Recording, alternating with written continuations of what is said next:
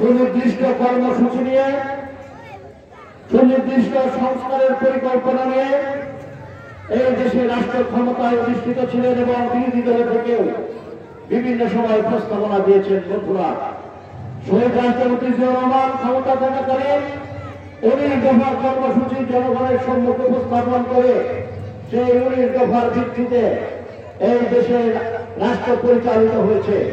সেই 19 দফার মধ্যে ছিল,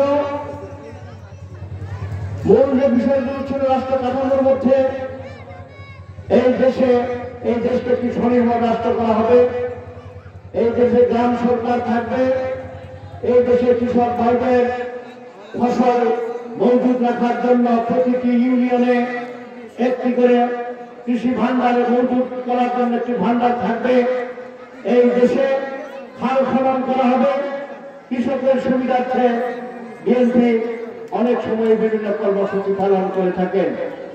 আমরা দেখেছি বিরোধী দলের থেকেও আমাদের নেত্রী, দেশনেত্রী বেগম খালেদা জিয়া, তিনি 27 দফার কর্মসূচি নিয়ে এদেশের মানুষের কাছে 2018 সাল থেকে সেই কর্মসূচি নিয়ে বক্তব্য করেছেন। আমরা সেগুলোকে বিতরণ করে মানুষের হাতে হাতে পৌঁছে দিয়েছি। পরবর্তী সময় দেশের জনাব তারেক রহমান 2023 সালের 13 জুলাই 31 দফা প্রণয়ন করেছেন।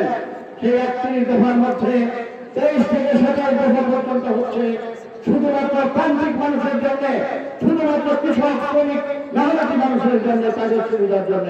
বন্ধুরা না, তাই আজকে বলতে চাই, যারা এই দেশের স্বাধীনতা যুদ্ধে অংশগ্রহণ করে নাই, এই দেশের স্বাধীনতা যুদ্ধের সময় যারা বিরোধিতা করেছে, দেশকে অখণ্ডতা চান নাই, আজকে তারা সংস্কারের কথা বলে আমরা দুঃখ পাই। বন্ধুরা, এই 54 বছরের ইতিহাসে আমরা দেখেছি ওই দলটি বিভিন্ন সময় আমাদের কাজে ভর করে আমাদের কিছুটা আজকে ভুল স্বীকার করতে হয়।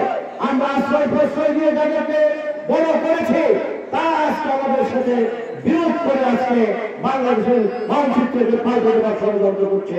তারা আজকে ক্ষমতা আনবার চেষ্টা করছে।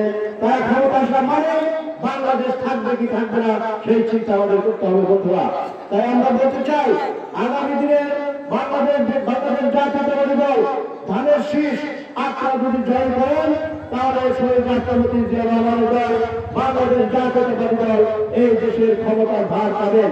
আমাদের নেতা জনাব তারেক রহমান এই দেশের প্রধানমন্ত্রী হবেন, আর তখনই এই 31 দফা বাস্তবায়ন সম্ভব হবে। বন্ধুরা, তাই আজকে আমি আপনাদের কাছে উদাত্ত আহ্বান জানাই, মনোনয়নকে পাবেন সেটা আমাদের নেতা জনাব তারেক রহমান সাহেব সিদ্ধান্ত নেবেন, দল সিদ্ধান্ত নেবেন।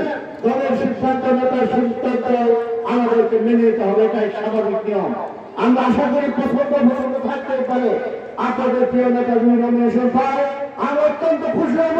হয়তো একবারের জায়গায় 10 বার আসবো, কিন্তু অন্য জায়গায় যদি অন্য হাতে যদি ধানের শীষ যায়, তারপর আশা করি আপনারা অত্যন্ত নিজেদের মনে করে সেই নির্বাচনে করবে। বিশেষ করে জাতীয়তাবাদী কৃষক দলের প্রতি আমার আহ্বান, এই ধান কৃষক উৎপাদন করে, এই ধানের শীষ কৃষকের উৎপাদিত শীষ, সুতরাং জাতীয়তাবাদী কৃষক দলের প্রতিটি নেতা কর্মীকে এই ধানের শীষের জন্য ঝাঁপিয়ে করতে হবে।